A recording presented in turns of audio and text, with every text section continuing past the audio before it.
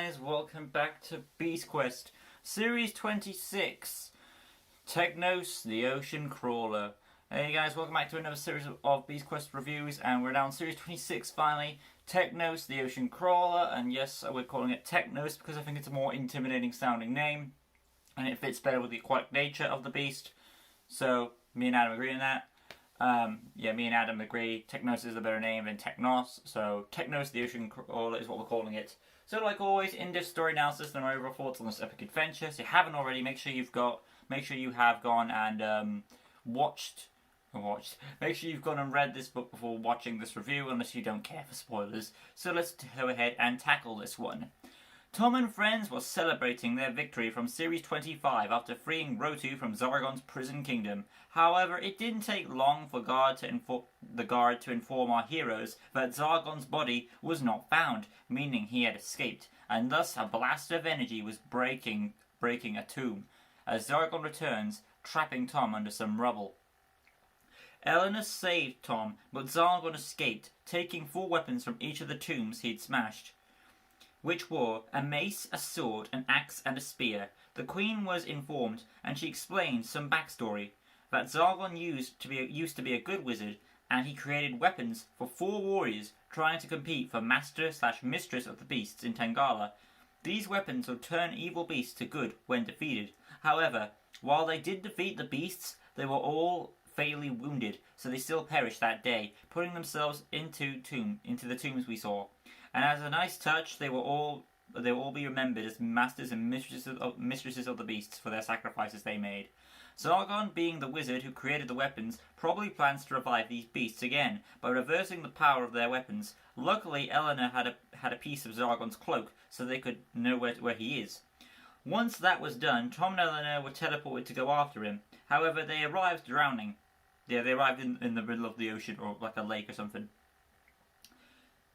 Let's see. This setup feels kind of like Series 15, where an evil wizard takes objects from a castle to aid in awakening a bunch of beasts. So there's a bit of a callback to that. Let's see. Our heroes quickly emerged from the water and went ashore and headed for a nearby town the Queen spoke of. However, no one seemed willing to speak to our heroes until the chief of the town asked what they want. When Tom spoke the truth, they didn't believe him. They were going to lock him up until they coughed up the truth in their own minds. So, not wanting to start a fight, Tom and Eleanor surrendered to the town. Well, we've seen this before. They were locked up for a bit until a girl called Clara, who our heroes assumed was the chief's daughter, actually did believe them, as she did see Zargon chanting on a cliff. She set them free, returned their weapons, and led them to Zargon. However, despite Tom's efforts, the wizard had completed the spell, tossing one of the 4 weapons, the spear, into the depths of the sea. I'm guessing this is where the ocean crawler fell. This is where the ocean crawler fell in battle. Tom tried to stop Zargon by getting into an actual well-handled small fight with Zargon, along with Eleanor. However, Zargon escaped as our heroes were left to face the ocean crawler, Technos, a giant turtle/tortoise-looking beast. It's hard to say as it does have flippers, but it's also got like spikes on it. That could be toes. Anyway, Technos summoned a giant wave from the ocean, forcing our heroes to get to higher ground. Another thing I want to mention is it's a nice callback to like one of Godzilla's enemies, Gamera, something like that. Like, there's this giant turtle enemy that Godzilla had, so it's a nice callback to that creature. Let's see where I am. Let's see. Here we go. Our heroes did manage to evade his attack. However, he was now going for the town, and as he blamed them for waking him up from his slumber. Tom saw this as there was still good in him, basically. And after a sequence of saving Clara and the villagers, and Tom getting pummeled, Tom thought for a second he got through to him until the chief emerged. Tom saved the chief after Technos' little tantrum. He gained the leader's trust as he ordered his people to leave the town, while the heroes defeated Technos. Or deal with Technos, basically. Tom started to conjure a plan with a large net. While it was working at first, Technos soon bitten his way out, and Tom's next plan was to lure Technos away from the town. But with no weaknesses yet exposed, how could they beat this guy? With the beast now with the beast now in the near, the beast. Yeah, wait, with the here we go. With the beast now near the beach, Tom spotted a crane and luring him under it, timing it right, Tom hooked up Technos and Eleanor reeled him in as Technos fell on his shell, enabling him to get him back on his proper position, which is a pretty standard defeat for most creatures of this species as Taurus. Tom finally got through to Technos and the people of the town all helped heave Technos back on his feet as he went back to the sea. The chief apologized and all was well. However, there were all 3 more beasts out there. So, there we have Technos the Ocean Crawler. It's a very simple, standard issue Beast Quest book. I mean, if I had to compare, if you ask me what I would say is a standard, easy book for like new readers, apart from Inferno, this is probably a good one because it's got a lot of elements you see in other Beast Quest stuff that Tom has done, where he's like, he's got to go on this quest to fight a bunch of beasts, people don't believe him, they lock him up, an evil wizard. It's a very simple plotting, and the beast itself has a simple motivation. It doesn't like the people because it woke him up, it wants to fight, Tom has to calm it down, the villagers get some redemption and help out. It's very simple, a simple tale on, it's not overwhelming itself in any way, and I think that's what makes it work so well. So, it's not going to be my best, but it's a nice simple one. It's a nice simple plotting. So, overall, I do like this one. It's a nice, it's one of the better starters, I would say, in my personal opinion. Yeah, there's not much to it, but since it's well simple handled in its structure, I think it works pretty well, because it allows the pacing to flow a bit better. Let's go into the characters now. Tom. Tom, of course, like many series, is the main character, but as for this story, I would say both him and Eleanor, which I'll get to, are both dual protagonists in this one, in this book particular. As Tom, of course, he's the one a bit suspicious of what's going on, he wants to know, and the Queen is a bit of a shady character. I didn't mention in my character analysis, but she does keep secrets from people. Even when she got married to Hugo, she didn't mention about this stuff, so there are still some trust issues going on there. But yeah, Tom, of course, is the suspicious one of what's going on. He wants to be informed most of all, and he does have to rely on his forward thinking. He's the most determined to bring Technos back to the light and stop Zargon from rising. He was the first one to go for him.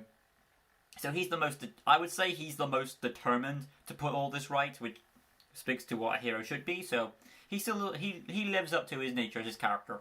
Eleanor, she doesn't get much to do with Tom because that's standard issue for Beast Quest, but she does have her fair share of moments where she helps out, where she saves Tom from Zargon twice. Yeah, she saves Tom from Zargon twice. Zargon from him. She saves Tom from Zargon twice. Technos, she helps out with the net and the crane incident. She helps save the villagers. So overall, and of course, she even doubts Tom at times, and she's probably the most relatable character to if you compared our logic to these characters. The most character you would agree with you is probably Eleanor. She's the tough person. She feels like the tough girl who's like, I don't know, a bit trusting. She's more doubt and trust than Tom, I'd say, and that makes it a more fascinating character in some right. So overall, I think that both those characters, both Tom and Eleanor, worked fairly well in this book because they both had a part to play in completing this quest. Moving on to the Chief. The Chief is a side character I'm not going to say much about, but of course he's your generic, typical grumpy person who doesn't believe Tom at first. He comes around the end when he finally sees the danger. So, standard issue for him. I just thought I'd mention him briefly because he's Clara's dad. Who we're going to next? I believe her name is Clara. I'm pretty sure it was. Yeah, it's in my story analysis, so it has to be. Because I wrote this down after each chapter, so it has to be Clara. And if it is, then I'll be stupid, but hopefully it isn't. But yeah, Clara, which I'm going to say is Clara. She's a nice, well-rounded character. Again, doesn't get much to do because it's trying to set up on the setup of the story. But overall, she does believe in them. She believes that they're telling the truth, and she does the right thing, letting them go. So overall, a well-rounded character. Not much to say compared to other ones, but again, starter book. Zargon and then Technos. So we save the beast to last, of course. Zargon is our villain once again, and of course, this is probably a good chance for him to get more light because we didn't know much about him because the last series was his pilot, series 25, and we didn't really get to know him much as he was in the background waiting for our enemies to strike because he didn't see Tom as a threat, so that's why he was more in the background. But I would like to see Zargon more in the front now his kingdom or whatever it was, prison, whatever, has been destroyed. Was it destroyed or was it reformed to beauty. It's one of those two. I'm sure Adam will correct me or someone will after this, or I'll ask him. But yeah, so yeah, Zargon basically is now. I feel like he should be more in the front lines of Series 26 because I don't want him to have another backseat because he should take Tom seriously now. He's more of a serious threat than he realized. So as well as Ellen, of course. So I want Zargon to be more in the front lines. In the first book, he kind of was, which I am happy about. He didn't get much to do, but his setup, he already knew. Both him and, again, going to Queen Aroa, knew what his backup plan is. Because he was originally a good guy. Because, we get backstory for this character. He was originally a good wizard that was on the good side, but later on, as he became, I'm guessing, when he became more smarter and smarter, he believed his decision-making was more better than the Queen's, and she started to disagree with that, and that's how this whole rivalry between those two characters played out. So he was banished to his kingdom and all that stuff there, and that went, which we saw in Series 25. And now it's sort of come back full circle, where I feel like some of Queen Iroha's actions are coming back to bite her in one, because she's not being 100% honest with everyone with what information she's giving. So there's that. But yeah. So overall, I'd say Zargon again. Pretty interesting, well-rounded character. He was able to do a good number of stuff, and he managed to get away for future books. Technos is our big bad for this book. Again, he's a kind of a minor beast. His motivations are pure. He just wants to be left alone. And since he was woken up, he was angry about that, and he takes his frustration out on the people for some reason. Not sure why. I guess he's like, oh, that's the closest thing I'm seeing that woke me up. So it takes a while to get through to him, but when he does, he leaves peacefully. And overall, he's just like, not the most intelligent of creatures, but a simple-minded one at that. And he serves his purpose. So overall, there we have my thoughts on Technos the Stone Crawler? Technos the Ocean Crawler. Because Arcano came out recently and it's hard to, focus on. Technos the Ocean Crawler is an okay book. His defeat is kind of pretty weak, though. I don't think Adam may like it. But it is natural for what a beast of his nature should be. Hopefully you guys did enjoy this review. If you did, smash that like button, subscribe, that good stuff, hit the notification bell, right corner down below. So you can stay in tune with all the LEGO DC Superruns custom builds and Beast Quest content on this channel, obviously. And next up, of course, is Malix the Silent Stalker. I'm looking forward to that book more than this one, I would say. But overall, this is a good book to start with. That'll be all from me. I'll see you guys in the next one. Peace. Hey guys, welcome back to Beast Quest. Series 26, Book 2, Malix the Silent Stalker. Overall, this is so far easily the best book in the series. And to be fair, that's not really much of a surprise, because once you get past the first book, it's going to be better, obviously. But it really is. We'll get to the details why in a bit. So, like always, in-depth story analysis and then my overall thoughts on this epic adventure. So if you haven't read this book, please make sure you have before watching this video or review, unless you don't really care for spoilers. So that being said, let's get into the next element of the series, Malix the Silent Stalker. Okay, let's see, my notes. Right. Tom and Eleanor have defeated Technos. However, 3 more beasts remain. Just then, a warrior ghost of the woman who originally defeated Technos thanked Tom for saving the kingdom from Technos' wrath, and we are informed Technos is now sleeping. I'm gonna assume he's sleeping in the living sense, as in he's sleeping on living terms, as we saw Technos scream down below. Anyway, the ghost warrior told them where our heroes would have to go next, and she offered them her own chariot as a personal chauffeur. They blasted off at a great speed, but was soon hit by a blast of lightning, which probably was Zargon's handiwork. Now Tom was falling. Tom crashed down, finding Eleanor. Tom had been injured in the fall, but also his shield powers weren't working, implying more that Zargon had something to do with that lightning. Anyway, our heroes pressed on. They only knew that the next beast's name was Malix at this point. I believe the Ghost Warrior did tell them that, but after wandering for a bit, they were tranked with darts and knocked out by a strange tribe, who captured them again, like last book. So just like last book, our heroes are questioned by the tribe. Their chief, Leica, accused them of attempting to steal water from their spring. when Eleanor only intended of taking the water to help Tom's injury. Despite their telling the truth, like the previous book, the tribe didn't believe them, as they claimed they didn't know who Zargon or the Queen are, and just like the last book, they get locked up. Only this time it was a pit, and something tells me it's going to be worse than that jail cell was. Mud was filling up in the pit, as they planned to drown them in it. As the mud rose, the last time they had left, they spoke of Malix, which caused the tribe to save them just in time. They asked how they knew of Malix, and Tom explained the plot. He wanted to earn their trust, so they gave him a trial. Climb a tree which has connections to Malix. His goal was to race to the top against one of their own kind, like someone of Tom's same age, basically. Despite Tom's wounded hand and unknowing of what this tree is capable of, he accepted. Plus he still has the golden armor and dual powers, but it feels Tom may play it fair, which kinda sucks considering what's at stake. Tom and the youth climbed for a bit. While Tom did well without his powers, his wound came into play, however, holding him back. Eventually he regained his strength and pressed on, but then the tree started to shake. Tom quickly rescued the youth, and everyone spotted Zargon cutting down the tree with the next ancient weapon, the axe. It turns out Malix was imprisoned in this tree, which I caught on as I progressed through this chapter. Luckily our heroes got down, but the youth got hurt, and Zargon then fled as Malix was now back. Malix began his rampage as he demonstrated his power, shooting his venom, turning the tribe elder to be turned to wood, basically. So, basically Malix can shoot out venom that turns people to wood. Everyone ran in panic, as I presume more villagers were being turned to wood.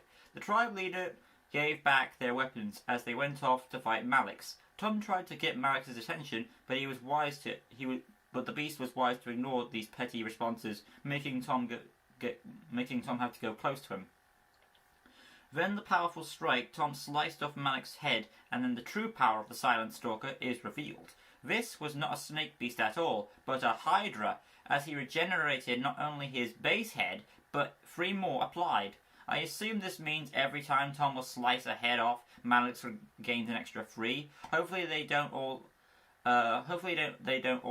spit venom, because that would be a real bother for Tom. Yeah. Tom did his best to deal with a now more powerful Malix. He was about to be overwhelmed when Eleanor saved him, just gnashing Malix in his eye with an arrow. However, that barely did anything, and basically at this point Malix makes a retreat as he didn't view them as a threat, so he went for the villagers. Like Technos, this battle couldn't be decided by fighting. Tom thought so in his next encounter, which by this time it is revealed Malix can shoot his venom from every head he has. Anyway, Tom timed it right and pushed Malix into the mud pit. With him after a brief struggle, Tom escaped, and they tried to trap Malix, only he bursted back out. Also, like Sultra, I believe the wood is only a casing. It is revealed that the wood is only a casing, so victims just require chipment to be free.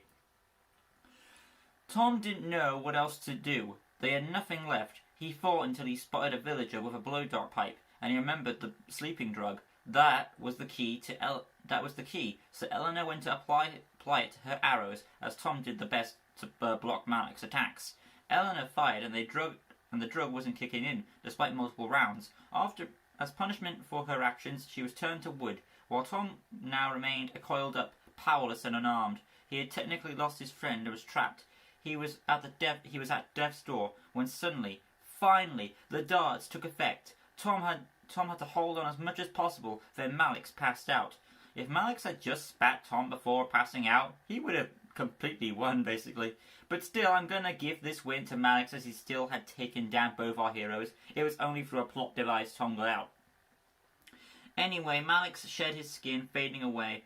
Eleanor was freed after chipping off the bark, which also tells me if another being isn't around to free one of Malix's victims, I guess in a way Malix would win, as the opponent couldn't move. That's just some advice for a Battle of the Beasts, which, if you haven't seen it, check it out. My mate Adam does a bang-up job of them. Well, it varies. Our heroes prepared for the next time they fought Zargon. But yeah, there we have Malix, the Silent Stalker. Before I go into my character analysis proportion, Very similar plot. Very similar plot to Technos, but it makes up for it with a better beast, I would say. And I'll further explain that when I get to the end. So, characters. Let's start off with the main one, Tom. Tom, of course, is the main character, as you expect he to be. He does get more of a front or seat in this one. While Ellen does have some parts to play, again, I would say this victory is another dual victory, which I am happy about, because again, I like it when both of our heroes work together to beat the beast. But Tom has a bit more, as he should do. Again, Eleanor has been in the background, but they still beat the beast together. So overall, in this book, Tom, he, once again, going through some issues. He gets hurt in the fight, he loses his shield powers. And by the way, I don't think he gets his shield powers back. I'm guessing assuming Zargon did it, which I'm guessing is probably the case. I'm guessing throughout the rest of the series, Tom's going to be without his shield powers. Unless next book brings up they're back. I don't know, we'll see. But yeah, so Tom's got to struggle with a wounded hand and his loss of powers after a bit of pacing there. He still wishes to gain the villagers' trust, because like they capture him again, like in the previous book. But he still wants to gain their trust, you know, and he's still willing to do a trial despite being injured. And he could easily have won that trial without being played, because he's got golden powers like leg jumping armor and all that stuff. So he could have easily gotten up there faster, but he chose to play it fair. I personally would have cheated because the stakes are higher. You know, like if Tom loses, they're going the whole well, not the kingdom, but chances are this beast could do a lot of damage, and you know, it's not worth that risk of a little contest. But yeah, at the same time, Tom is just more of a good, awesome soul and wants to gain the villagers' trust. So he's still got a good soul in mind. Even though, again, conditions, yeah, he still wants to play fair. But yeah, overall, Tom is more strategic through this series, I would say, more than other ones, because like both beasts required strategy and a sort of plan to beat them. Then Tom's all great power, because Tom already had 3 sets of different powers, and despite all those powers, he couldn't beat these two beasts. Both beasts require like smarts to defeat them, so that's an interesting play we're getting into. That's nice, and it follows through for this book. Eleanor, she of course she basically has like a backseater role, but she still has her presence, being still required in medical fatigue to help Tom try and heal his arm, being there to bail Tom out, help save villagers, and apply the drug to weaken Malix, and she does save Tom various times throughout the story. So she does have her key points where she stands out, and she even sacrifices herself in a way to get Tom winning, even though he was called up. So she was willing to fight to the bitter end. That shows a lot of passion and courage. Tribe leader, I think it's Lycra I said it was. Never mind. This is the one-off character. You know, eventually gains their trust. Doesn't believe them at first. I would say he's a bit more interesting than the last one, only because he's like a more mysterious character, because he can't understand very basic English, but then of course it's revealed how people come across the forest and he picks it up from them. So it's a more interesting character than the last one, from the last book. So that's something there. And of course the tribe leader steps it up by giving him this challenge and all that, so there's that for you. I do like the tribe leader more than that other character though, because like he was willing to gain their trust. But the father from the last book, he just locked them up and didn't believe them, even, I guess, from his own daughter. So, Anyway, though, Zargon, moving on, though. Zargon. Again, this villain doesn't get much to do. All his purposes as of right now is to summon the beast to get the plot rolling. In the book, it made sense. The first book, it made sense, because, like, he needed exposition why he was doing it. Well, technically the Queen gave the exposition, but still, he was more in Technos than this book. All he was around for was 2 things, and 2 is doubtable. One is to free the... Well, I'll get to that in a minute. One is the lightning thing, which again, I'm pretty much dead certain that was Zargon. If it wasn't, that's pretty convenient that his lightning bolt hit to disable his powers. And the second thing is he basically frees the beast with the axe there.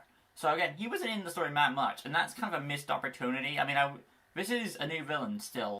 But yeah, we only get like very little time with Zargon. That's kind of disappointing. Again, he's supposed to be the big bad villain, and we already had a series with him.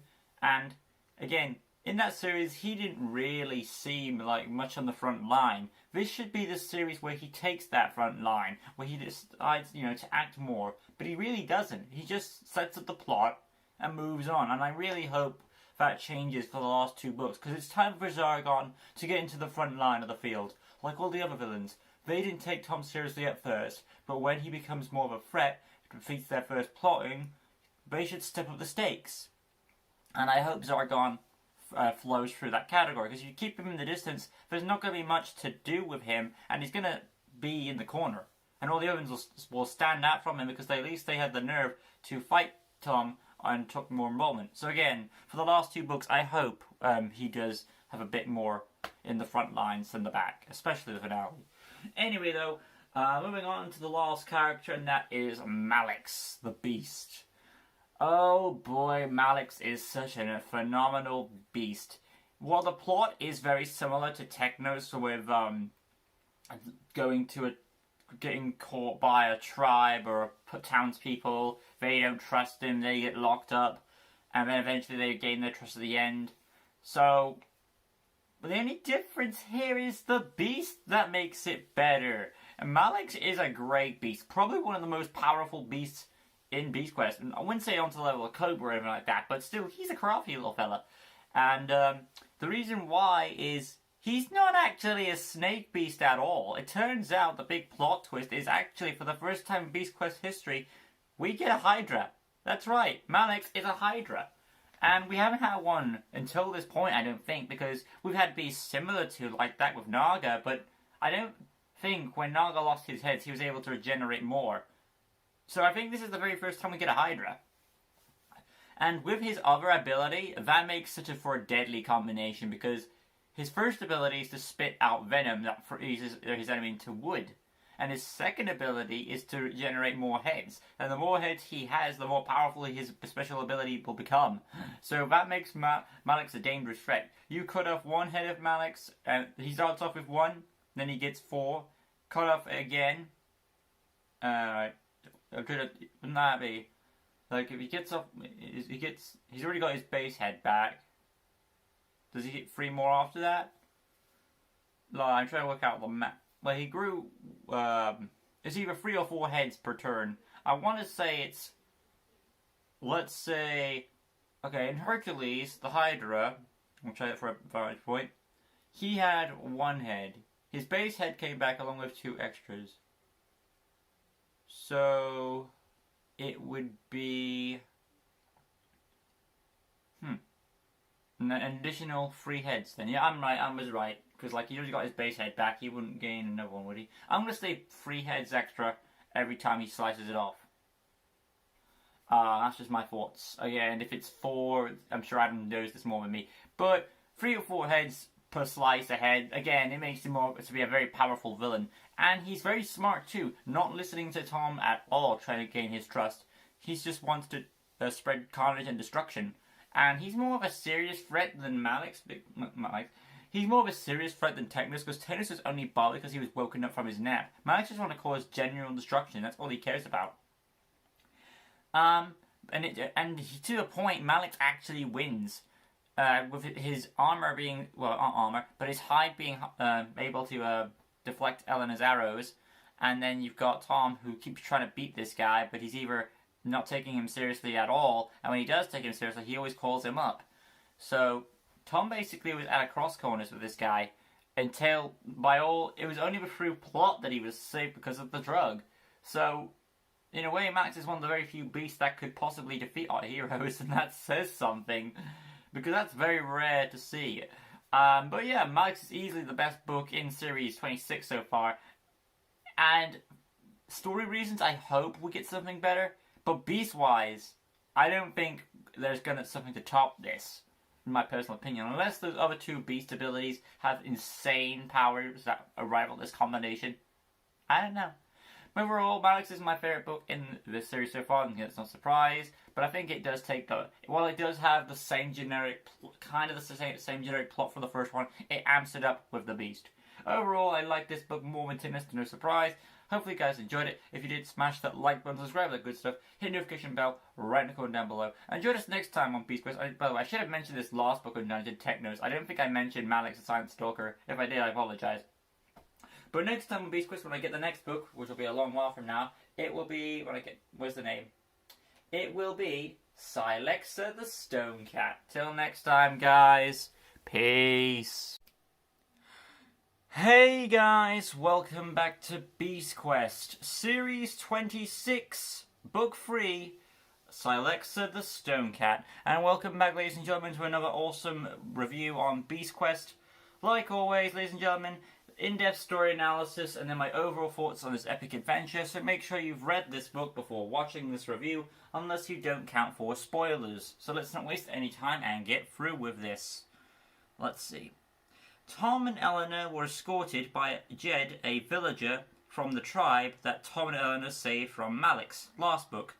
Now they continue on their journey to stop Zargon from rising the two remaining beasts. They reach the edge of the forest, encounter an armoured horse which turns out to belong to a ghost called Roger, the warrior who originally fought Malix, basically, the warrior who originally killed that beast the first time.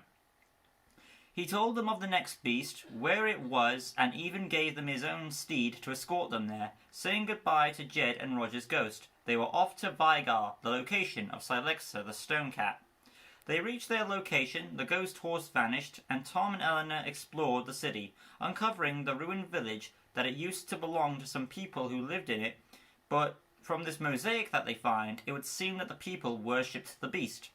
After feeling a presence, Tom and Eleanor heard a boy cry for help. They raced to see Zargon using his magic to choking the boy, kind of like Force Choke from Darth Vader. Zargon was pissed to see our heroes still alive, and vowed he wouldn't fail again. Zargon let the child go, which is kind of silly, when I'll get to that later. The boy tried to run away, but while Zargon fought our heroes, he quickly blasted a pillar to fall on the boy, allowing him to escape. Another Star Wars reference, Episode 2, where Dooku did the same thing. Once Zargon left, our heroes discovered the boy was part cat. It seems Tangala held many secrets, which one wonders if the Queen knew about this too. Anyway, Tom's shield powers had been disabled last book, but in here it's shown they work again as they revive the kid. However, he wasn't very grateful, fleeing from the group, fleeing from our heroes, dropping a pendant. Our heroes pressed on, wondering if the other tribe here, if the boy was here, was the tribe here too, and if so, why didn't they leave when their home is in ruin? Because why would the tribe stay if their home is now in ruins? You know what I mean? Mind you, it wasn't long before they came face to face with the tribe themselves, as they tried to get answers from them. Tom explained why they were here and mentioned Sylexa, causing the entire tribe to pounce on him and Eleanor. The boy showed up and explained that and called off the tribe and explained that they helped him out as he was communicating with the leader under their native tongue. The tribe leader, known as Alessa, explained her son Ezra told of how our heroes helped him out while also returning his pendant. Our heroes added on, explaining more details about Zargon and what he intends to do. So the people are worried that the cat tribe, worried the cat tribe went with our heroes to try and stop Zargon at Sylexa's temple, which Ezra because Ezra was forced to tell Zargon her location. On their way, they explained how an earthquake ruined their home, and by the time they got there, Zargon had already freed Sylexa. I should mention the weapon this time that was used to free Sylexa from her prison was a mace. Zargon summoned Sylexa, who the cat folk bowed down at first. And sadly, we get a missed opportunity. You see, I thought Zargon would say, right, since you worship Sylexa and I control her now, you obey me. And he could order Sylexa to turn the cat people against our heroes, but no. Zargon orders Sylexa to attack both our heroes and the tribe. While Tom orders everyone to evacuate, our heroes then split up, with Tom going for the Stone Cat and Eleanor going for Zargon. At first, Tom appears to be cornered because of the closed space. But he realizes he could use that against Sylexa as he tricks her into smashing it all down upon her. Basically, he's like smashing, like, he tricks her into smashing the entire temple on her as he escapes. So he thinks he's killed her that way. Everyone turns to bring in Zargon. However, it is revealed Sylexa is still alive. Don't worry, she's not a Lynxian. She doesn't have 9 lives. She actually has similar abilities to the beast Jakara, where she can turn into mist. Only difference here is Jakara was more of a spirit type of thing, while Sylexa can turn into actual smoke. Anyway, this allowed Zargon to flee while our heroes tried to fight Sylexa. However, Tom gets hurt, which makes Sylexa leave instead of killing him for some reason. Again, weird.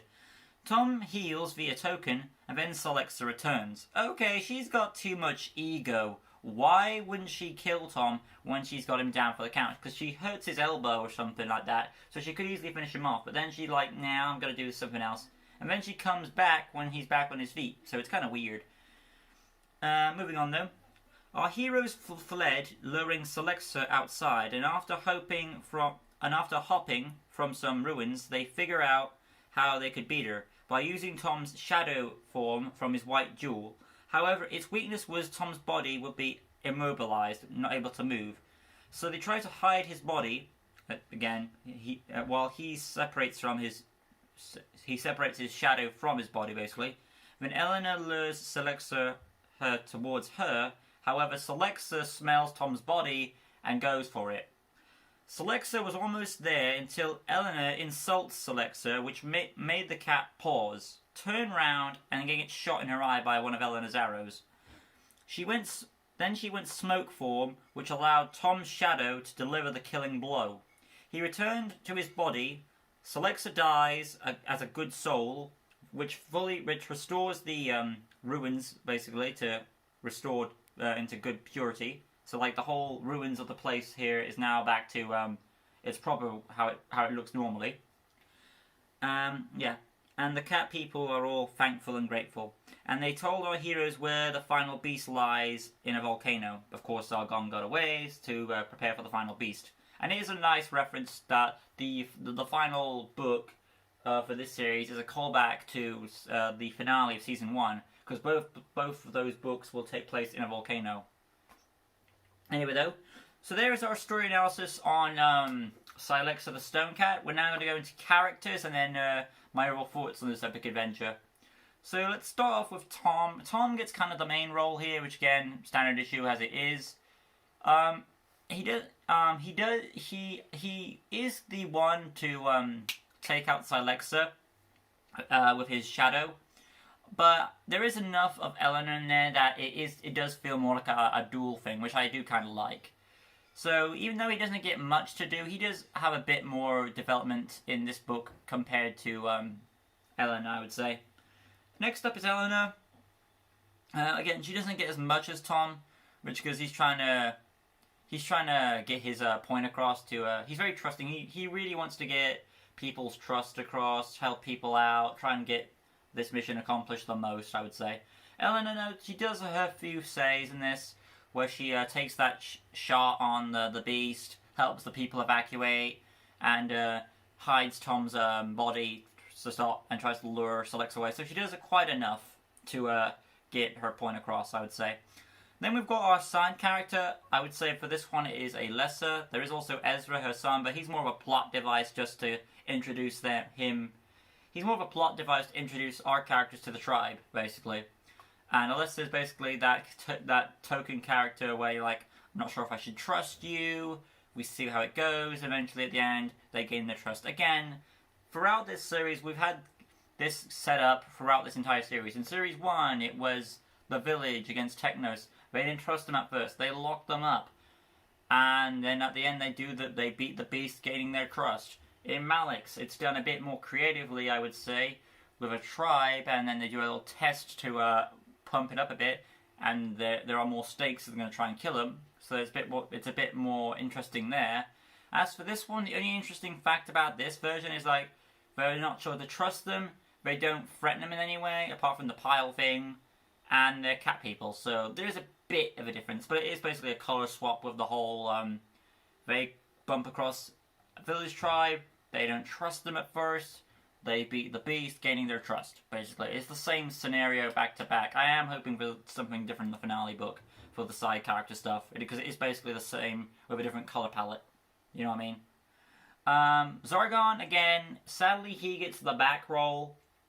I would say he gets a tiny bit more than the second book, because he does threaten a child to tell him the location of something that will further him in the plot. But apart from that and making Star Wars references, he really doesn't do much at all. And then by the time they want to do something to him, he's gone. So moving on though to the beast itself, Sylexa. Oh my god. I mean, the only thing cool about this beast to me, which is a great disappointment, is because it's a cat beast, and I have my own fascination. I do like cats as well as animals. But yeah, sadly, Sylexa is kind of a disappointment. The only good thing about her is her power, which allows her to turn into smoke, where she can't be hurt as easily as you expect to be. Because I'm not sure. My problems are, I'm not sure how this, but she originally is a good, according to the people, she was originally a good beast, as like their deity. But in book 1 of the series, the beasts were evil, from what we're told. And they needed like 4 great warriors to take them down. And yes, there were weapons created to turn their status from bad to good. But this backstory they give to Sylexa implies that it was before that. So I'm not sure what that's about. So it is confusing about why Sylexa was told to be a good when she should be evil at the start, because it just confuses the plot on the book one. It's very convoluted, because in book 1 we're supposed to say the beasts are evil, these weapons will turn them good, and then or kill them, or whatever.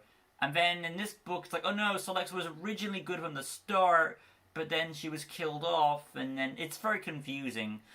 There was some other things I wanted to bring up too. Where was it? Let's see. Second, Sylexa has a useful power, which I didn't bring up, but her ego, she's got this ego thing, which is kind of her weakness. She thinks she stops, she thinks she's like the top cat. After she thinks she's beaten Tom, she doesn't check to see if he's dead. Then she's about to kill Tom's body and only is taken back by an insult. Again, she's got like an ego petty thing going on there. Only cool thing about her, like I said, is her ability. Also, why is this beast called the Stone Cat? The only thing I can see why she's called the Stone Cat is because there are ruins around her, or she's in a temple? Or is it because of the mosaic? Because there's nothing about her power or maybe about her appearance at all about that she's made of stone, her solid form at all. Even on the image, it looks like fur. So there really is no connection of why she's called the Stone Cat, which is pretty of a shame. Again, and to no one's surprise, this is my least favorite book of Series 26. Even Technos, the pilot book, was a more well-handled adventure than this, I would say. Because it was a simple story, but it was a well-paced story, and it didn't confuse me at any points, while this one does. So that's why. On a story complex, that's why. But on a beast, where I know my friend Adam's going to review this, and I can see he's going to review it on a beast perspective, as in Adam Ferns. He's going to review this book on a beast perspective, and I can see him giving it a positive review because of its ability with the smoke stuff. But as a story review, I feel like it's got kind of this issue with her ego, with how her backstory, again, contradicts the story that it was given us in the pilot. And the fact that her title doesn't match up with her from what we got in the book. Anyway, those are my issues with Sylexa. It's the weakest book of Series 26, but overall, I did, for what good elements were in the book, I did enjoy. Anyway, up next, ladies and gentlemen, is of course the next book on our Beast Quest adventure, wrapping up Series 26. is Chiron, Lord of Fire, which I'm sure will be much more interesting than this. Thank you all for watching. I'll see you guys next time, where I will be doing, some point, Chiron, Lord of Fire. Till next time, peace. Hey guys, welcome back to Beast Quest, Series 26, Book 4, Chiron, Lord of Fire. I'm pretty sure it's Lord of Fire. It is, Lord of Fire. Yeah. Hey guys, welcome back to Beast Quest, like I said, with Book 4, Chiron, Lord of Fire. So like always, guys, in-depth story analysis and then my overall thoughts on this epic adventure, and the conclusion of Series 26. So, let's just take a look at my notes real quick. Yeah, I got them. So, if you, like always, in-depth story analysis, if you haven't already, make sure you've read this book before watching this review, unless you don't care for spoilers. But let's get on with it. So, before I start, I just want to say, in the last book, I wasn't sure why Silixa was called the Stone Cat, but in this book here, they confirm her solid form is all stone, which is weird because her artwork shows fur patterns on it. I guess it was all carvings. Still, it doesn't save it from being the least cool out of the 4 books, as in the last one. But on to this one. Tom and Eleanor were on their way to the volcano to stop Zargon from rising the final beast. However, they were exhausted, but it wasn't long before help came in the form of a ghost. The warrior who originally beat Silixa showed them a broken portal gate, explaining if they can repair it and teleport correctly, it would take them to the volcano. Basically that's what she explained. And after instructing how to build it, she left, wishing them the best. Then our heroes entered the gate, but something felt off, as Tom seemed to go off course. Turns out our heroes did reach the volcano, but Tom just avoided a quick near-death experience.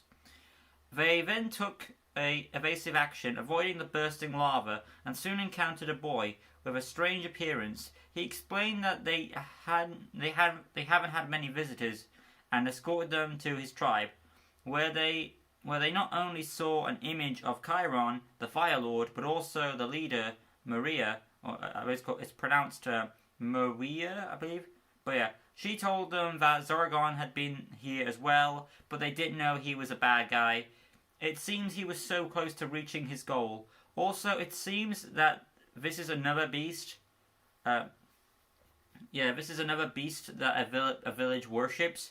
While I wasn't a big fan of it last book, but for this one, since the final beast is normally meant to be more special than the other ones, for this one I let that slide. It doesn't bother me too much. This is like the final one. I'd expect some changes there to be for the finale. Okay, we get an explanation on how Zargon's method normally operates, which makes me come up with a theory how these supposed good beasts are turning evil. Zargon froze the weapon on the spot where the beast fell. I'm guessing when it died, it became good. Then when Zargon froze the weapon, it becomes evil to a certain degree. My issue was it just seemed to me they flipped the status on Silixa a bit too much. But here it's a bit more explained better, so I appreciate it more.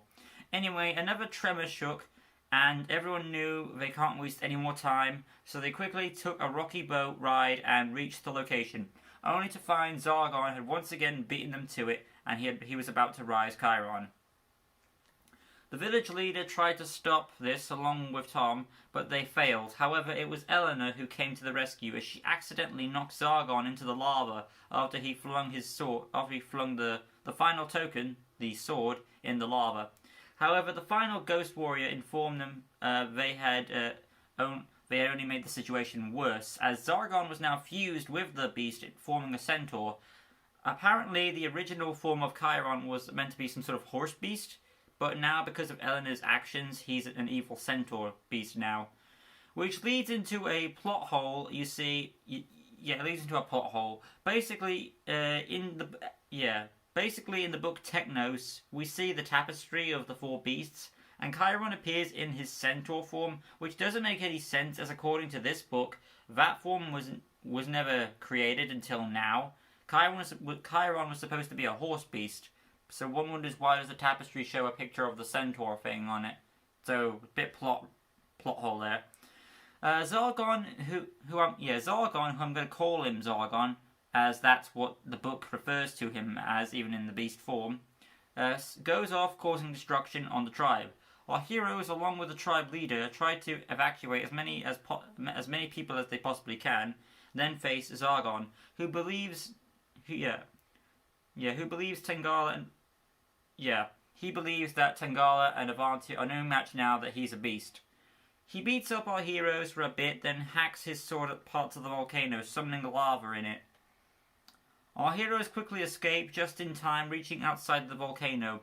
Zargon was in pursuit, spotting our heroes and the tribe at the bottom. He embedded, his sword in the volcano, summoning more lava to engulf them. Tom looked at the people, realizing they weren't worried, as they had lava protective clothing. Tom asked if he could have some to beat Zargon, but this could be their chance. I should mention it's pretty obvious that Chiron, being the Lord of Fire, would be immune to lava and fire, as he summons the lava with no concern for his own life. As in Zargon, because Zargon is controlling... Anyway, Elena distracted Zargon by shooting fire arrows that actually do hurt him, so I guess he isn't immune to fire. Kinda beats the purpose of the title with the Fire Lord, but whatever. Anyway, Tom manages to get some hits on Zargon, which allows Elena to make lava arrows to slip into his wounds, damaging him from the inside. So lava can hurt Zargon / Chiron from within. So lava is immune to him on the outside, but on the inside it is immune to him. So it does hurt him. Let's see, where are we at? Yeah, this makes Zargon drop his sword, and he gets pissed off, going for Tom. Tom grabs the sword Zargon dropped and uses it to slice the centaur in half, making the evil wizard crumble to ashes, so Zargon is officially dead. As for the horse half, it reforms its head and was now a pure stallion again. Chiron, now fully restored, stopped the lava by revealing he was a winged horse, a Pegasus, if you will, making the volcano dormant once again. When everyone cheered, cut to our heroes in the tombs where Zargon originally broke all the weapons out. They were now fixed, and the statues of the warriors holded their weapons, which had been reclaimed and sealed tight. Our heroes joined the feast of Aroas, and to their surprise, all the friends they had made on their journey were all here too. Aroha learned that it was best we should all her people should come together to deal with whatever force threatens our land. Tom even saw the spirits of the four masters watching down upon them, ending series 26. Okay, there we go. I made a pretty well through that story analysis right there. A few scuffles here and there, but nothing too major like always. So let's go on to the character portions of this video, and then we'll wrap it up there for this series.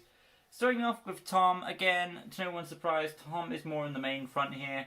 A bit more than Elena, but again, he's supposed to be, as he's the main character, even though in this book it shows Elena's on the front cover more than Tom is, which is a point in the story where I believe Elena was trying to distract him and Tom was trying to get a shot on him. So it makes sense why they would do that on the cover. But yeah, Tom does have his a bit more in the front line than Elena, which makes sense, like I said.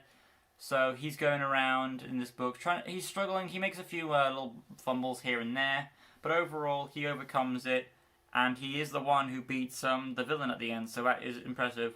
As for Elena, she doesn't get much to do, but it is thanks to her. It is thanks to her in a way that we get the centaur beast Zargon. She helps beat Zargon in his wizard human form. She helps distract Zargon in his centaur form, and if it wasn't for her, then Tom would have been dead millions of times. But yeah, so once again, Elena, I see this as more of a dual victory than it is a single beast killage, because yeah, Tom took the final blow, but Elena helped get there, so I see it as more of a dual victory, which I do like. The tribe leader, Moia, how do you pronounce her name? She's an interesting side character, because most of these in every one of these books we come across, it is the same formula throughout the series. The heroes come across a tribe, they don't trust them at first until they beat the beast, then they trust them. But on this one, it's a bit different. They come across a tribe and they're still pure souls from the start. They tell them what's going on and they don't question them. Well, they don't question them much. And then they still believe him. And then they go off and help. So I do appreciate that change. The tribe leader does a bit of reckless things to trying to defend her tribe. But overall, I think she's a well-rounded character.